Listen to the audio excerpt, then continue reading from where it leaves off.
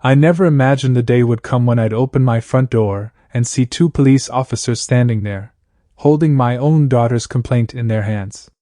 One minute, I was sitting in my living room, sipping my evening coffee, staring at the same walls I'd built with my own hands 42 years ago. The next minute, my heart was pounding so hard I thought it might tear through my chest. One of the officers looked at me and said, "Sir, we've received a report that you're refusing to leave this property and behaving aggressively." Aggressive. That word echoed in my head like a bad joke. I was 71 years old. My knees hurt when I climbed stairs. My hands shook when I held a cup too long. And yet, my own daughter had called the police on me. My name is Robert Hale. I'm 71 years old, and this is my story. Before you see what happens next in my life, subscribe to this channel. And while you're here, leave a comment telling me where you're watching from, and if you've ever seen something like this happen in your own family. Because what I'm about to tell you still doesn't feel real, even today. That house behind me wasn't just a building. It was my life. I bought that land back in 1983. Back when interest rates were brutal and paychecks barely stretched to the end of the month. I worked double shifts at the plant. Skipped vacations. Drove the same old pickup for 15 years. Every nail in that house. I remember hammering it in. Every crack in the driveway. I know exactly when it appeared. That house saw my wife laugh, cry, and eventually take her last breath in the bedroom upstairs. It saw my daughter, Emily, take her first steps across the living room floor. Birthday candles. Christmas mornings. Late-night homework at the kitchen table. And now, that same house had become evidence in a police report. The officer asked me if Emily could come inside. I nodded, still trying to understand what was happening. She walked in like she didn't recognize the place. Didn't look at the family photos. Didn't look at me. She just crossed her arms and said, "Dad, you can't keep doing this." Doing what? She told the officers I was confused. That I'd been forgetting things. That I was becoming unsafe. She said I refused to leave her house. Her house. That's when I realized this wasn't a misunderstanding. This was a plan. The officers were polite. Almost uncomfortable. They asked me if I had paperwork proving ownership. I told them the deed was upstairs in my study. The same place it had always been. Emily quickly interrupted. "That paperwork is outdated. Things changed last year." Changed? Nobody told me anything had changed. While one officer followed me upstairs, the other stayed with Emily. And as I climbed those steps, every one of them felt heavier than the last. Because deep down, I already knew something was wrong. When I opened the file cabinet, my hands started shaking for a different reason. The original deed was there. My name was there. But so was another document. A notarized form I didn't remember signing. One that transferred partial ownership to Emily. For estate planning purposes. I sat down hard in the chair. Estate planning? I remembered Emily bringing papers one afternoon, months ago. She said they were medical authorization forms. Said it was just in case something happened to me. She was worried about me, she said. She wanted to help. I trusted her. I signed where she pointed. And now, those signatures were being used to erase me from my own life. The officer asked if I was aware of the document. I told him the truth. No. I never agreed to give up my home. He sighed, like he'd heard that sentence too many times before. Emily came upstairs then. And for the first time, she looked me in the eye. Not with anger. With impatience. Like I was a problem she'd been waiting to solve. She said, "Dad, this doesn't have to be hard. You just need to cooperate." Cooperate. That word hurt more than the police badge in my house. She talked about assisted living. About selling the house. About how it's best for everyone. Everyone except me. I asked her one simple question. "Emily, when did I stop being your father?" She didn't answer. She just looked at the officers and said, "See? This is what I'm talking about. He gets emotional. Emotional. I wanted to scream. Instead, I sat there quietly while strangers discussed my future like I wasn't even in the room. The officers told us this was a civil matter, that no one was being arrested today. But they also told me something that chilled my blood. If ownership is disputed, one of them said gently, you may want to consider staying elsewhere until this is resolved. Elsewhere. At 71 years old. Out of the house I built. Emily nodded like she'd just won something. That night, after the police left, she told me she'd arranged a place for me to stay. A friend's spare room. Temporary, she said. I walked through my house one last time before leaving. Touched the door frames. The photos. My wife's chair. Emily stood near the door, tapping her foot. Not once did she say, I'm sorry. As I stepped outside, I turned around and looked at the porch light. I'd replaced that bulb myself just last month. And that's when it hit me. This wasn't about my safety. This wasn't about concern. This was about control. And as I sat in the back seat of my car that night, staring at a house that no longer felt like mine, I made a quiet promise to myself. If my daughter wanted a fight over my home, she was about to learn exactly who she was fighting. I didn't sleep that night. The spare room Emily had arranged for me smelled like someone else's life. Different walls. Different silence. I lay there staring at the ceiling, replaying her words over and over. Dad, you just need to cooperate. Cooperate with what? With being erased? Around 3 in the morning, I got up and sat on the edge of the bed.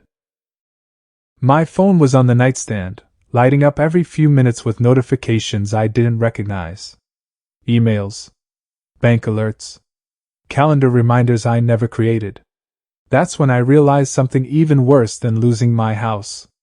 Emily hadn't just planned this day. She'd been preparing for months. The next morning, I went back to the house while Emily was at work. I still had a key. At least, for now. Walking through that front door felt illegal, like I was trespassing in my own memories. I half expected the police to show up again. I went straight to my study. My computer was gone. The filing cabinet drawers were slightly open, like someone had rushed through them. Folders missing. Envelopes rearranged. Only the things that could protect me were gone. I stood there for a long moment, gripping the edge of my desk until my knuckles turned white. That's when it finally sank in. She wasn't acting out of concern. She was executing a checklist. I drove straight to the county records office. The clerk was polite, professional, and completely unaware she was about to change my life. She pulled up the property file and turned the screen toward me. There it was. My home. Listed under joint ownership. Emily's name sat beside mine like it had always belonged there. According to the records, the transfer happened 8 months ago. 8 months. I asked the clerk if this could be reversed. She gave me a look I'll never forget. The kind that says, I wish I had better news for you. Sir, she said gently, you'll need a lawyer. A lawyer. At 71, on a fixed income. Against my own daughter. I walked back to my car feeling smaller than I ever had in my life. On the drive back, memories kept popping up like cruel jokes. Emily insisting on managing my bills. To help. Emily asking me to add her name to my insurance. Just in case. Emily saying, Dad, you don't need to worry about paperwork anymore. I didn't worry. I trusted. That afternoon I called her. She answered on the second ring, like she'd been waiting. Dad, she said, already irritated. What's wrong now? I told her I'd been to the county office. Told her I knew about the joint ownership. There was a pause. Then she sighed. I was hoping you'd understand eventually, she said. This is for your own good. That sentence hit harder than anything else. I asked her why she never told me. She said I'd overreact. That I was too emotional. That she didn't want to stress me out. Stress me out. By taking my house. I asked her one more thing. What happens if I don't agree to sell? Her voice changed. Cold. Flat. Then I'll do what I have to do, she said. And the law will back me. The line went dead. That night, I pulled out an old box from the trunk of my car. One I'd packed in a hurry when I left the house. Inside were documents I hadn't thought about in years. My original purchase agreement. Tax receipts. Repair invoices. Photos of me building the house, dated and labeled in my wife's handwriting. Proof. Not just of ownership, but of intent. The next morning, I called a lawyer whose name I found scribbled on a community bulletin board. He listened quietly as I told my story. Didn't interrupt. Didn't judge. When I finished, he leaned back and said something that gave me my first breath of hope. This isn't as clean as she thinks it is. He explained that the documents Emily had me sign could be challenged. Especially if I was misled about their purpose. Especially if there was a pattern of control. And suddenly, everything clicked into place. Emily controlling my mail. Emily answering my phone calls. Emily speaking for me in front of others. The lawyer called it what it was. Undue influence. That afternoon, Emily showed up at the house while I was there with the lawyer. She froze when she saw him. What's this? She snapped. He introduced himself calmly. Her face went pale. She accused me of betrayal. Said I was embarrassing her. Said I was tearing the family apart. Family. Funny how that word only mattered when she was losing control. She told the lawyer I was forgetful. That I made bad decisions. That I needed supervision. He asked one simple question. Has your father been medically declared incompetent? She didn't answer. Because the answer was no. She stormed out, slamming the door so hard the walls shook. For the first time in weeks, the house felt like mine again. But only for a moment. Because later that night, I got a call from my bank. There had been an attempt to withdraw a large sum from my savings account. An account only Emily and I had access to. I hung up the phone and stared at my hands. The same hands that had rocked her to sleep. Taught her how to ride a bike. Signed every permission slip she ever needed. And now those same hands were being used as evidence against me. That was the moment something inside me changed. This wasn't just about a house anymore. This was about dignity. About a line that had been crossed and burned behind me. Emily thought I was tired. Confused. Easy to push aside. She was wrong. Because if she wanted to turn my life into a legal battle, I was finally ready to fight back. And the next move wouldn't be hers. The first court notice arrived 3 days later. Not in my mailbox. In Emily's name. She had filed for an emergency hearing, claiming I was mentally unstable and refusing to cooperate with necessary property decisions. Necessary. I sat in my car outside the courthouse for a long time before going in. The building looked bigger than it should have. Colder. Like it was designed to make people feel small. Emily arrived with her lawyer 10 minutes later. She didn't look at me. Didn't say hello. She looked confident. Prepared. Like someone who believed the ending was already written.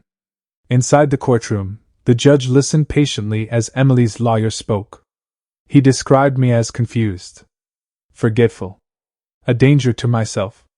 He said Emily had acted out of love. Out of responsibility. I wanted to stand up and shout that it was a lie. But my lawyer touched my arm and whispered, "Let them talk." Then it was our turn. My lawyer didn't raise his voice. Didn't attack. He asked questions. Simple ones. He asked Emily when she decided her father was incompetent. She said it was gradual. He asked if she had any medical records. She said not yet. He asked if she had ever been granted legal guardianship. She said no. Each answer took something away from her confidence. Then he showed the judge the documents. The ones Emily had me sign. He explained how they were presented as medical forms. How I was never told they involved property ownership. Emily interrupted, saying I was lying. The judge stopped her. And for the first time, I saw fear flicker across her face. The judge ordered a formal mental evaluation. Not for me. For the claims against me. The hearing was postponed. As we walked out, Emily finally spoke to me. "You're ruining everything," she hissed. I looked at her and said something I'd been holding in for months. "You ruined it the moment you stopped seeing me as your father." She turned away like she didn't hear me. The evaluation was humiliating. Tests. Questions. Memory exercises. But it was also liberating. Because I passed. Every single one. The report stated clearly. I was mentally competent, aware, and capable of making my own decisions. When the second hearing came, Emily's tone had changed.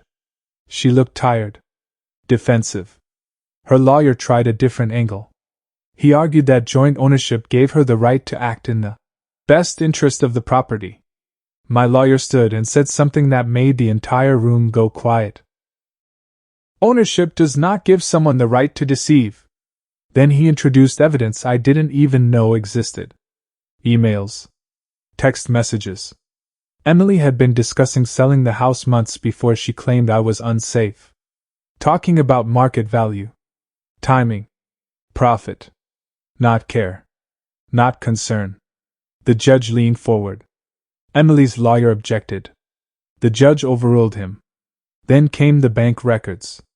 The attempted withdrawal. The shared account. Emily said it was a misunderstanding. The judge asked why she hadn't told me. Silence. That silence said more than any argument ever could. The judge ruled that the property could not be sold. That Emily's control over my finances was suspended. And then he looked directly at her. "This court is concerned," he said, "that your actions may constitute financial exploitation." Her face strained of color. Outside the courtroom, she broke down. Crying. Shaking. She said she was under pressure. That she was drowning in debt. That she didn't mean for it to go this far. I listened quietly. Because something inside me had finally gone still. I told her I would have helped her. I told her all she had to do was ask. She didn't answer. Weeks passed. The house was still standing. Still mine.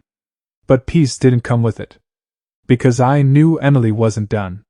And sure enough, the final blow came in the form of a letter. A formal notice. She was contesting the entire ownership of the house. Claiming the original transfer was intentional. Claiming I'd agreed to everything. It was her last move. And it meant this wasn't just a family fight anymore. It was going to trial. As I sat alone in my living room that night, surrounded by memories that felt heavier than ever, I realized something. This wasn't just about proving her wrong. It was about proving I still mattered. That my life, my work, my choices, weren't disposable just because I was old. And when the trial date was set, I didn't feel fear. I felt resolve. Because this time, I wasn't walking into court as a confused old man. I was walking in as someone who finally understood the cost of silence. And I was done paying it. The trial didn't start with shouting or drama. It started with silence. A heavy, uncomfortable silence that filled the courtroom as Emily sat just a few feet away from me, staring straight ahead like I was a stranger. Not her father. Not the man who taught her how to read. Just an obstacle. Her lawyer painted a clean picture. A concerned daughter. An aging father. A house that needed responsible decisions. He spoke about rising medical costs. About safety. About planning for the future. But the more he talked, the more something felt off. Because love doesn't hide. And concern doesn't need tricks. When my lawyer stood up, he didn't rush. He started with one question. How long did Mr. Hale live in this home? Over 40 years. Emily's lawyer replied. And how long did Ms. Hale live in it? Her entire life. My lawyer nodded slowly. Then this isn't just a property dispute. he said. "This is a question of trust." He called the first witness. Emily's former coworker. A woman I'd never met. She testified that Emily had spoken openly at work about selling her dad's house, long before any police call was made. That she joked about finally being able to pay off her debts once the sale went through. Emily stared at the table. Then came the emails. Printed. Time-stamped. Clear. Messages where Emily complained that I wouldn't let go, and that she needed to push harder. Push. Like I was a door stuck on a hinge. My lawyer asked Emily to take the stand. She walked up slowly, her confidence gone. He asked her why she didn't tell me the truth about the documents. She said she was afraid I'd say no. He asked why she controlled my mail. She said she was helping. He asked why she tried to move money without telling me. She said she panicked. Each answer sounded smaller than the last.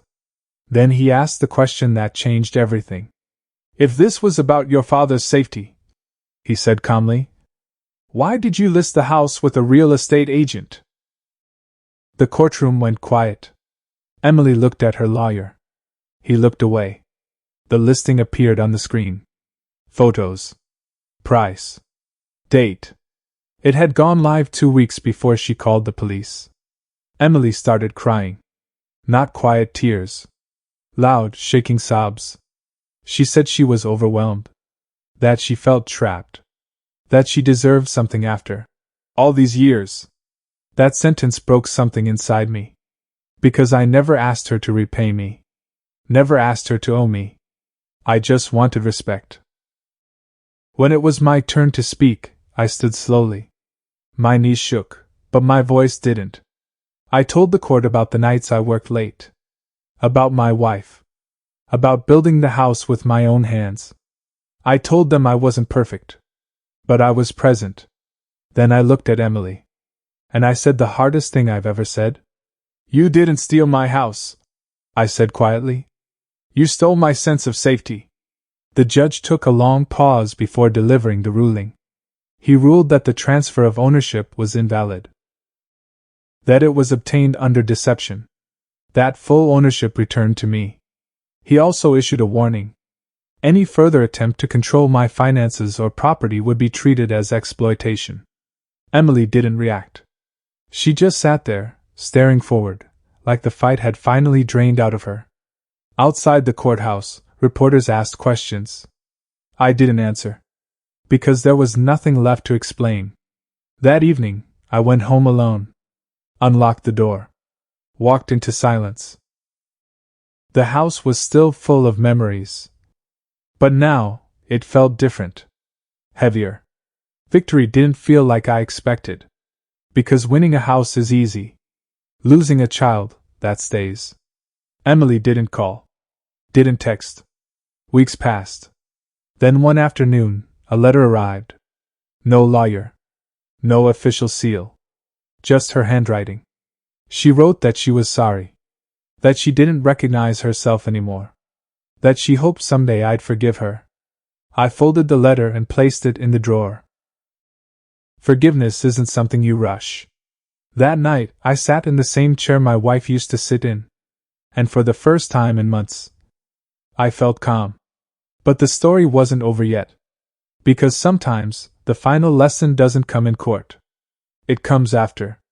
When you decide what kind of man you'll be. Once the truth is finally on your side. And that decision was still waiting for me. The house was quiet in a way I wasn't used to. Not the peaceful kind of quiet. The kind that reminds you someone used to be there, and isn't anymore. I woke up every morning expecting to hear Emily's footsteps in the hallway. Or her voice from the kitchen asking if I wanted coffee. Instead, there was only the sound of the old floorboards settling. The same ones I installed decades ago. I won the case. Everyone said I should feel relieved. But relief doesn't come when your child walks out of your life. Weeks turned into months. Neighbors stopped by with food. Friends called to check in. And every single one of them said the same thing. You did the right thing. I nodded every time. But late at night, sitting alone in the living room, I asked myself a different question. Did I raise her wrong? I replayed every moment of her childhood, every sacrifice, every decision. And slowly, painfully, I realized something. Love doesn't fail because it wasn't real. Sometimes it fails because it was taken for granted. One afternoon, I finally did something I'd been avoiding. I opened Emily's letter again. I read it slowly this time.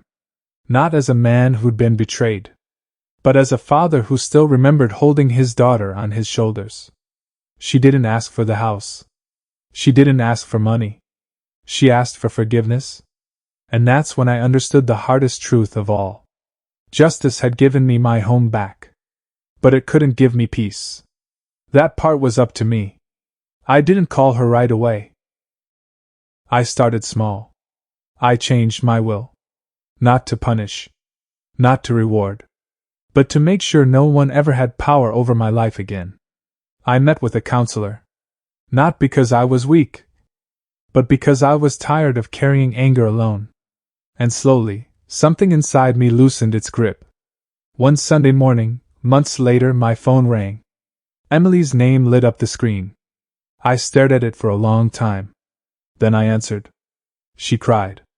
I didn't. She apologized. I listened. She said she was scared. That debt had swallowed her. That she panicked and made terrible choices. I told her something she didn't expect. I would have helped you, I said. But you chose control over honesty. There was a long silence. Then she said, I know. We didn't fix everything that day. We didn't talk about the house, or court, or the police. We talked about her childhood dog, about her mom, about nothing important. And somehow, that mattered most. Today, the house is still mine. The deed has only my name on it. The locks are changed. The boundaries are clear. Emily visits sometimes. Not often. Not like before. Trust doesn't rebuild fast. But respect, it's starting to come back. I've learned something in my 71 years that no one warns you about. Growing old doesn't make you weak. It makes people underestimate you. And the moment you let someone erase your voice, they'll erase your life next. If you're watching this and you're a parent, protect your dignity. If you're a child, remember that love isn't ownership. And if you're someone who feels pushed aside because of age, illness, or kindness, stand up. Even if your hands shake. Even if your voice cracks. Because silence is expensive. And I paid for it once. I won't pay again.